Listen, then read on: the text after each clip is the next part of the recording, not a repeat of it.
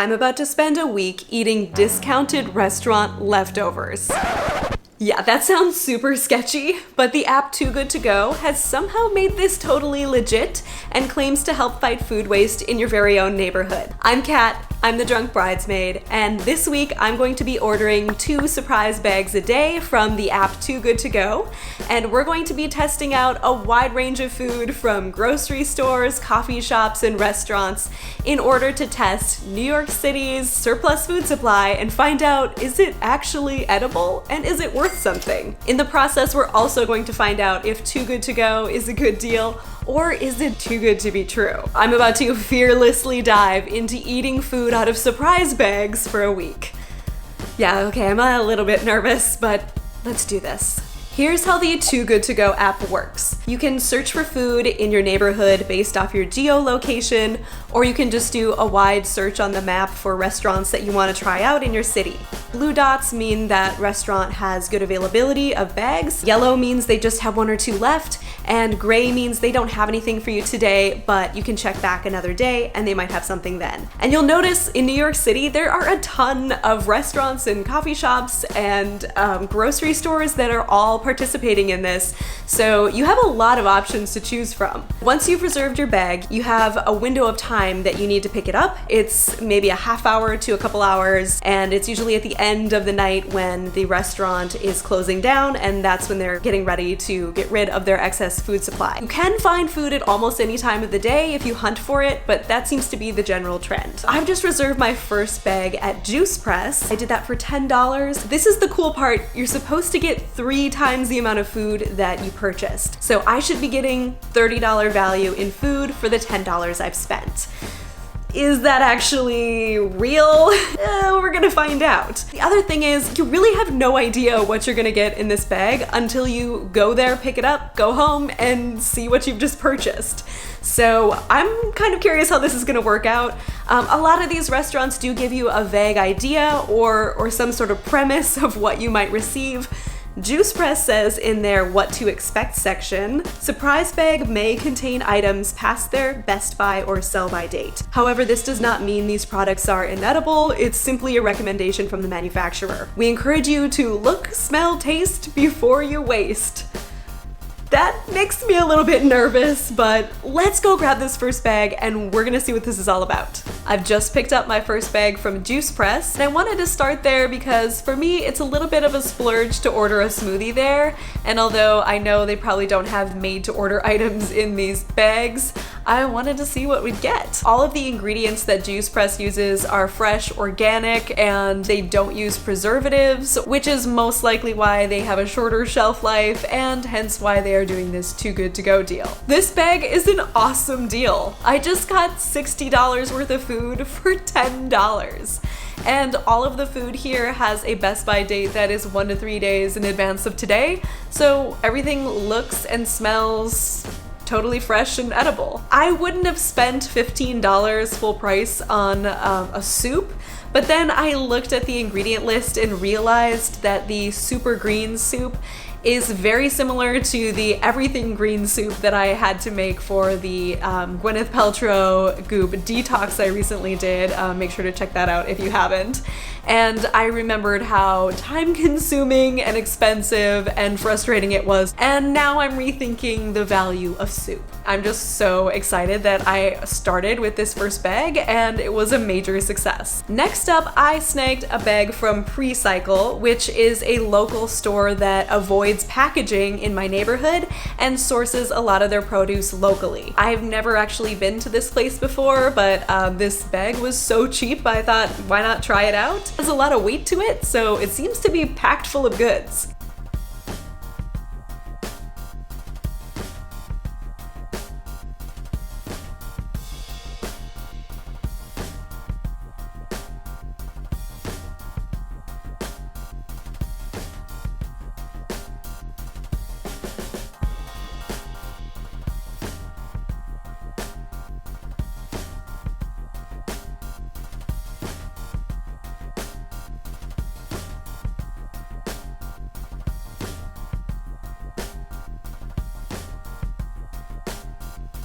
moldy blue carrots? If I ate that, I would totally get sick. Like, I would get food poisoning.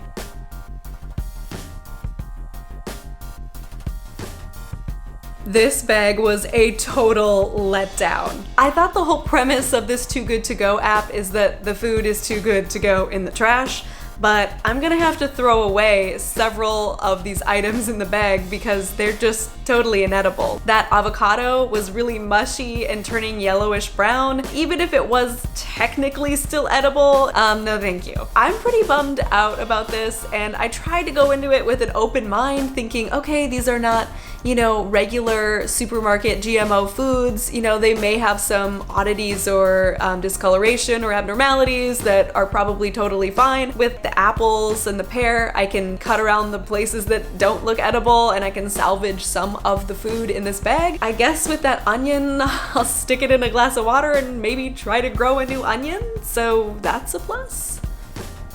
It's day 2, and before we jump into our new surprise bags for the day, here's a recap on eating last night's leftovers. I heated up the cauliflower soup from Juice Press, and it was delicious. I think that was an amazing deal that I got, and everything just looks really good. I also tried the chia seed pudding. I've just found a new food that I'm gonna be eating all the time. And I did cut around the weird and bad parts of the groceries from Pre-Cycle, and I was able to roast up the delicata squash, which was great. Now I've done a late night haul because both of the restaurants I picked in Williamsburg today had a pickup time around 9 p.m. So first I went to the Butcher's Daughter, and when I got there, they were a little bit surprised and said that they might not have a bag for me because they were closing up early. And I was a little bit surprised because I had already made this reservation much earlier in the day, and I thought they knew I was gonna be coming. I had prepaid for the bag. So I said I could try to figure out how to cancel it. And I totally understand restaurants are going through so much right now. I want to be totally understanding, but I did do a 30-minute trip just to pick up this bag. So they did end up pulling something together for me. And it was honestly a little bit awkward because they were like figuring out what should go in the bag while I was kind of just awkwardly standing there. But I did come home with a bag full of some pretty exciting looking stuff, so I can't wait to show you.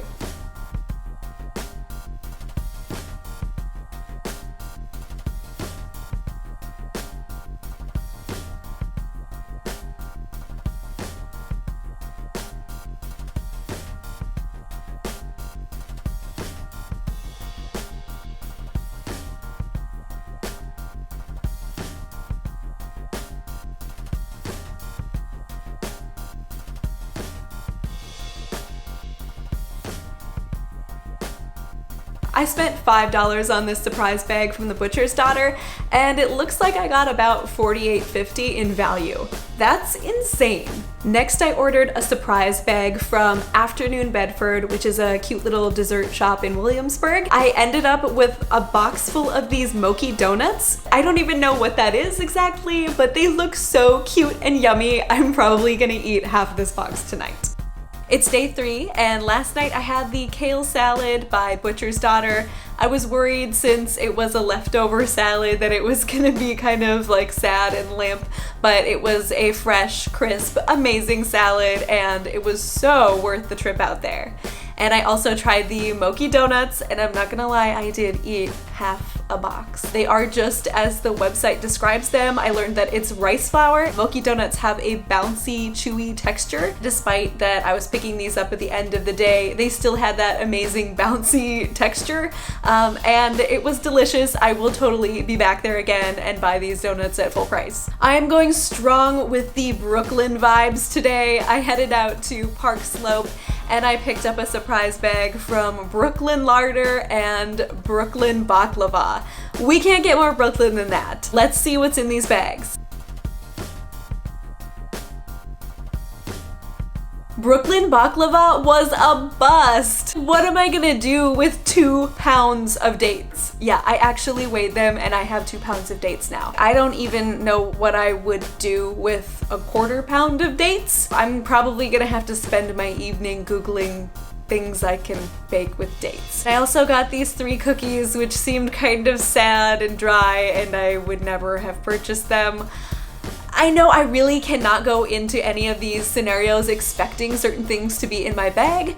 I don't know, I was thinking maybe I would get a baklava from Brooklyn Baklava, but I guess I was wrong. Next we have a bag from Brooklyn Larder, and I have to say there is some great variety here and the food looks super high quality. Sunchokes, I didn't know what those were because I've never cooked them before. Wasn't sure, like, is this meat or is this a potato? There wasn't a label on the food. I went on Brooklyn Larder's website and I figured out what am I eating and what ingredients are in it.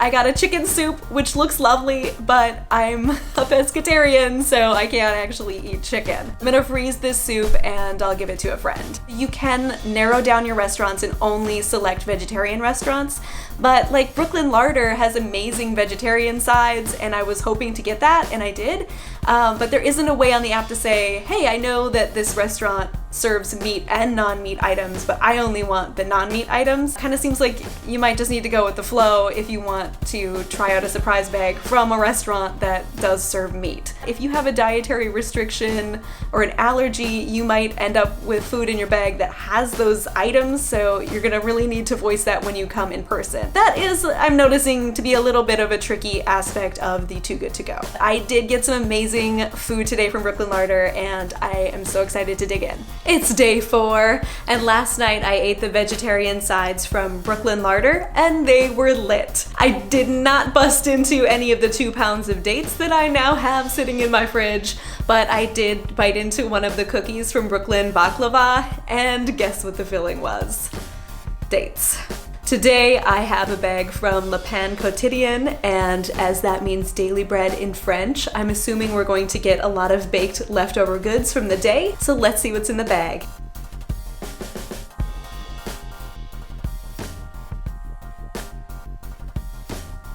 After adding up the items in this bag, we are about 3 times the value from what I've paid, so we're pretty much spot on with what they promised. But as far as variety goes, 3 of the 4 items in here are breakfast-related raisin foods, and I'm not a fan of raisins, so I wouldn't have actually purchased most of the things in this bag, but I'm gonna hang on to it and I'll have myself a nice breakfast in the morning.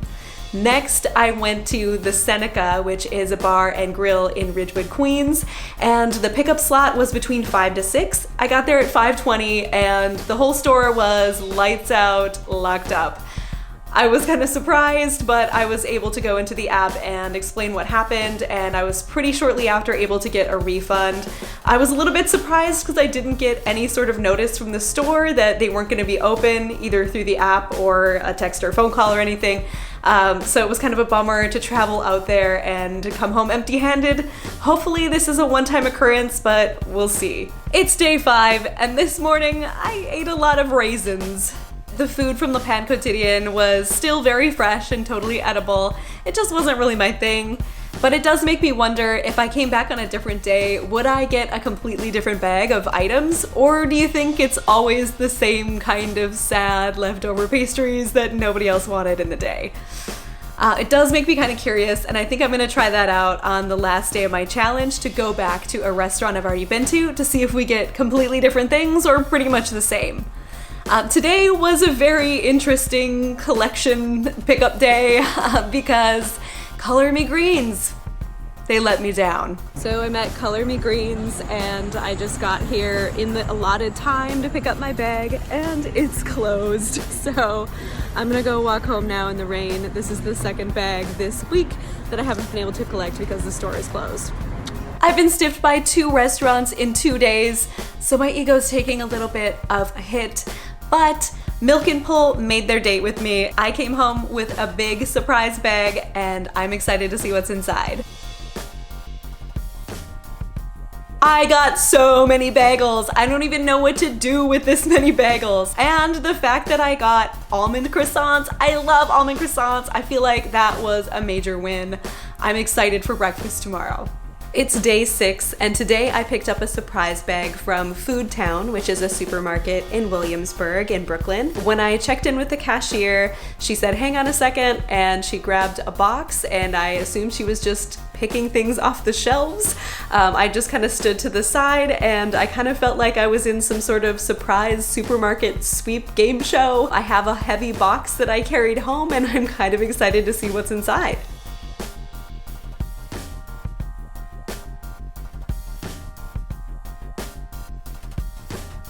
I just got a large quantity of food for $4.99, and I can't believe how far I stretched my dollars.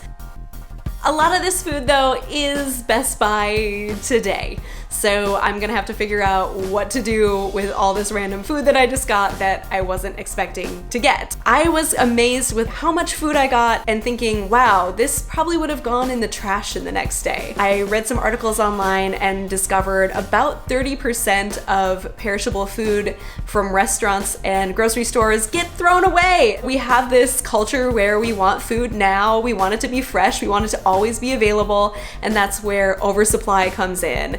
And now it's sort of making me rethink that whole cycle and ask myself, is it worth using up all these resources to have it not get eaten and get thrown away? That's pretty sad, and I feel like we as a community probably need to engage more. This is a great start to the conversation. I don't think this is the best way to figure out this solution because, you know, I'm getting food that's expired, I'm getting food that's sometimes inedible, I'm getting food that I wouldn't eat, I might sometimes get food that I have an allergy to, so it's not really the most practical way to make this work, but it is a start. I'm excited to see where this app might evolve. I know that this app just dropped in New York City in about 2020, so we have some growing to do, but I can see where it's headed. And I have to say, this night ended off on a very high note because I picked up a surprise bag from Roberta's Pizza, and it's always hard to get in there. There's always a line, and I got myself a classic pie for $5.99, and I just breezed in there, and I felt like a celebrity because I just showed my app, and they whisked me away with a pizza, and I can't wait to dig into this pizza now. It's the final day of the challenge, and I have made it through a week of eating New York City's leftovers, and I survived. Today we are gonna head back to Juice Press, which was one of the first stores that I visited during this challenge, and to see what kind of bag we'll get coming back a second time. So here's what I got. I can't believe I got a lot of very different items, but the same high quality and same large quantity of food. This was definitely the best deal that I found doing the app, and I've been to a lot of places this week, and I almost didn't want to tell you guys because it's such a good deal. I wanted to save it all for myself, but I'm gonna share that tip with you. I also wanted to end this on a bang by going to A-List CBD because I was really curious to see what I might get in a bag from them. And so I made a reservation, I showed up on time, and here's what happened.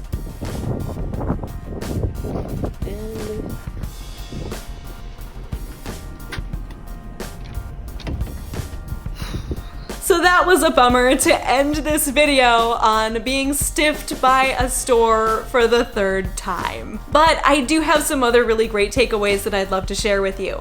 First up, cost versus value. You are supposed to receive 3 times the amount of food that you pay for, and yes, absolutely, you're getting at least 3 times the amount of food most of the time.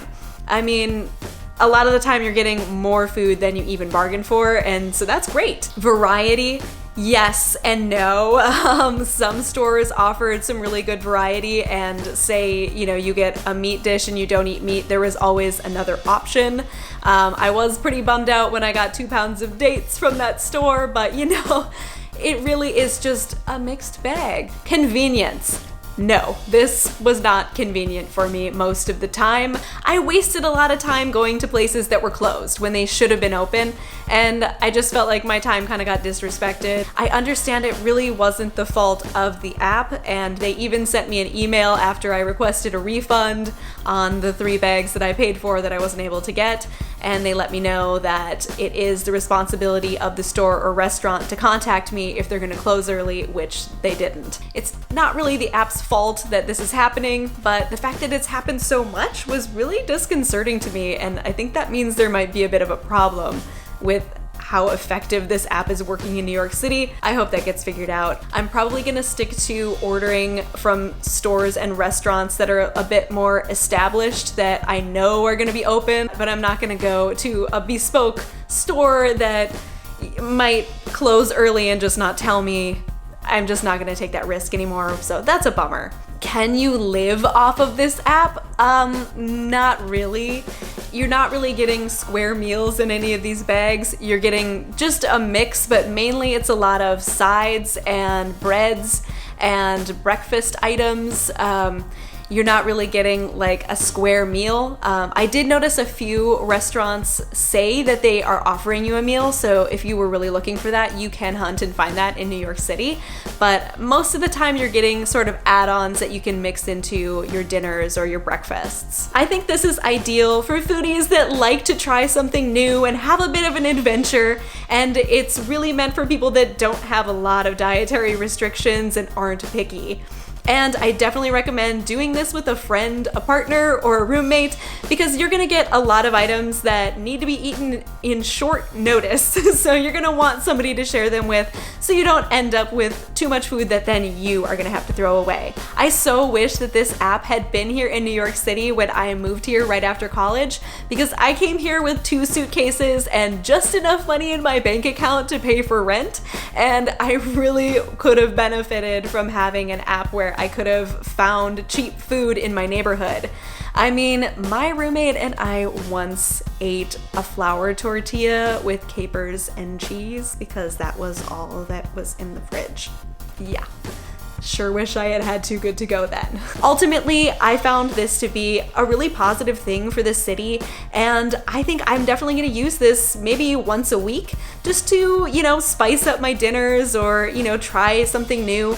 But I'm, definitely gonna stick to places that I know, and I hope that my experience of trial and error will help you to figure out what works for you, what you'll try, and what you can stay away from and not waste your time on. This was a really fun journey, and I tried a lot of food that I never would have purchased on my own that I realized I love and will probably purchase at full price. Too Good To Go is in many different cities. It's spreading. There are a lot of restaurants that are jumping on board with this, and I would love to know if you have a fun experience or a weird item that you get in your bag. Please let me know in the comments below. And be sure to subscribe to The Drunk Bridesmaid because I have many more crazy food challenges like this. Until next time, cheers.